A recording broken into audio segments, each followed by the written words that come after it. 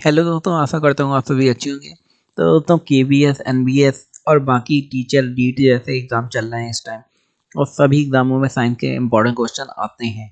GK के section में आते हैं और किसी किसी एग्ज़ाम में पूरा साइंस का क्वेश्चन लगाने लगा है। तो ऐसे ही क्वेश्चन देखने के लिए हमारे चैनल को सब्सक्राइब करें, लाइक करें और शेयर करें। तो चलिए बिना देरी के स्टार्ट करते हैं। हमारा पहला क्वेश्चन है कि ऑक्सीकरण अभिक्रिया में क्या होता है। तो ऑक्सीकरण अभिक्रिया में क्या होता है? ऑक्सीजन का जुड़ना होता है या फिर हाइड्रोजन का जुड़ना होता है या ऑक्सीजन का अलग होना होता है या इलेक्ट्रॉन ग्रहण करना होता है। तो जो ऑक्सीकरण की क्रिया होती है तो उसमें ऑक्सीजन का जुड़ना होता है। ऑक्सीकरण की क्रिया के बारे में आपने क्लास 9th में या 8th में पढ़ाई होगा कि कैसे ऑक्सीजन हमारे शरीर में जाती है और कैसे कैसे पूरा पाचन क्रिया में या फिर सांस लेने या सांस छोड़ने में कैसे पूरी प्रोसेस होती है और कैसे ये बाकी शरीर के चलाने में या रक्त के बहाने में हेल्प करती है। आगे देखते हैं। सोडा वाटर में नींबू का रस डालते ही बुलबुले छोड़ने लगते हैं क्योंकि इसमें क्या होता है? इसमें क्योंकि क्षार होता है, इसलिए बुलबुले छूटने लगते हैं। आगे देखते हैं। कटे हुए सेब का रंग कुछ देर बाद भूरा हो जाता है क्योंकि वह वायु से क्रिया करके बना लेता है। वो क्या बना लेता है वायु से क्रिया करके? वो आयरन ऑक्साइड बना लेता है। आगे देखते हैं। चूने के पानी में मिलाने पे कौन सी गैस निकलती है? चूने में पानी मिलाने पे कौन सी गैस निकलती है, ये क्वेश्चन है। तो चूने में पानी मिलाने पे कार्बन डाइऑक्साइड गैस निकलती है। आगे देखते हैं क्वेश्चन। हरी मेहंदी में निम्न में से कौन सा पदार्थ पाया जाता है जिसके कारण वह लाल हो जाती है? तो हरी मेहंदी पे लासून नामक पदार्थ पाया जाता है जिसकी वजह से वो लाल हो जाती है हरी मेहंदी। आगे कुछ और इम्पोर्टेंट क्वेश्चन देख लेते हैं। हीमोग्लोबिन में पाया जाता है वो तत्व कौन सा होता है? जाहिर सी बात है, हीमोग्लोबिन जो होता है उसमें लोहा पाया जाता है। तो हमारे शरीर में जो हीमोग्लोबिन होता है उसमें आयरन पाया जाता है। आगे देखते हैं। हीमोग्लोबिन प्रोटीन का यौगिक है। तो हीमोग्लोबिन जो होता है वो एक तरीके का प्रोटीन ही होता है। तो जैसे हमारी बॉडी में प्रोटीन जरूरत होती है उसी से हीमोग्लोबिन का संबंध होता है। आगे देखते हैं। हीमोफीलिया रोग में खून का थक्का नहीं जमता है।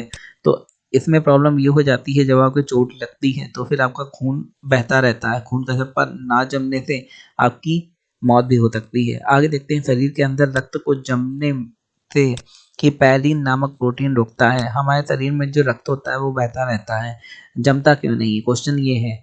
तो हमारे शरीर में एक हिपैरिन नामक प्रोटीन होता है जो हमारे शरीर में रक्त को जमने से रोकता है। अगर इस प्रोटीन की कमी हो जाती है तो हमारे शरीर में खून का थक्का बन जाता है।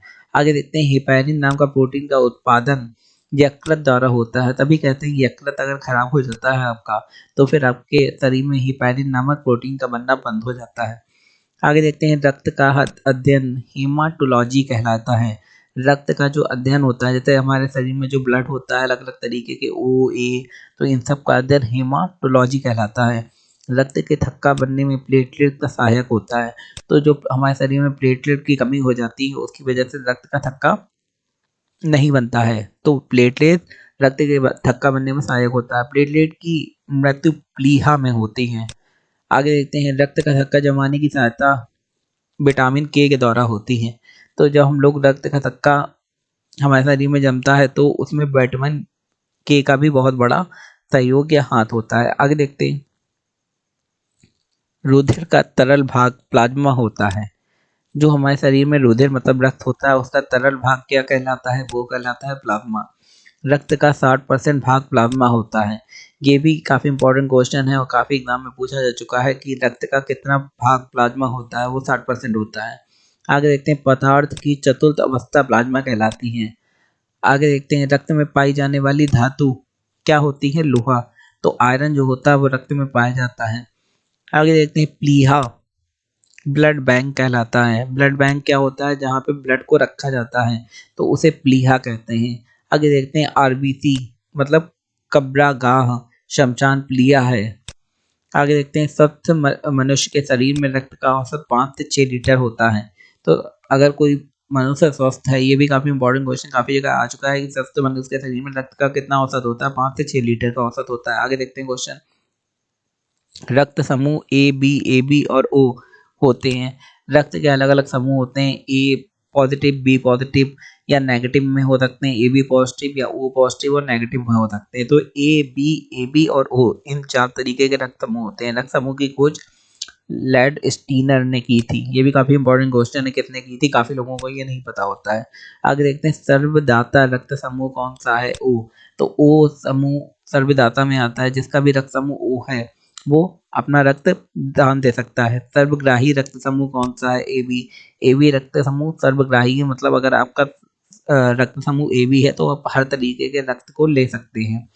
आर एच फैक्टर का रक्त से संबंधित क्या है, तो आर एच फैक्टर जो होता है वो रक्त से संबंधित होता है। आगे देखते हैं आर एच फैक्टर के खोजकर्ता लैंड स्टीनर एवं वीनर हैं। ये भी काफी इंपॉर्टेंट क्वेश्चन है। रक्तचाप एड्रीनल ग्रंथि से नियंत्रित होता है। ये भी काफी इंपॉर्टेंट क्वेश्चन है। ब्रक मतलब किडनी रक्त को शुद्ध करता है। ये तो आपको पता ही होगा कि किडनी क्या होता है, रक्त को शुद्ध करता है।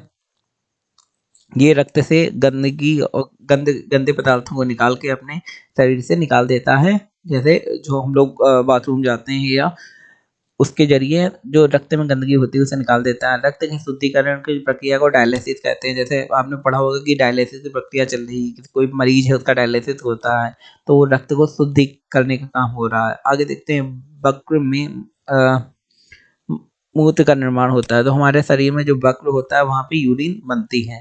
तो दोस्तों अगर आपको हमारा वीडियो ये अच्छा लगा है तो हमारे चैनल को लाइक शेयर सब्सक्राइब जरूर कर दें, बेल आइकन को दबा दें। धन्यवाद।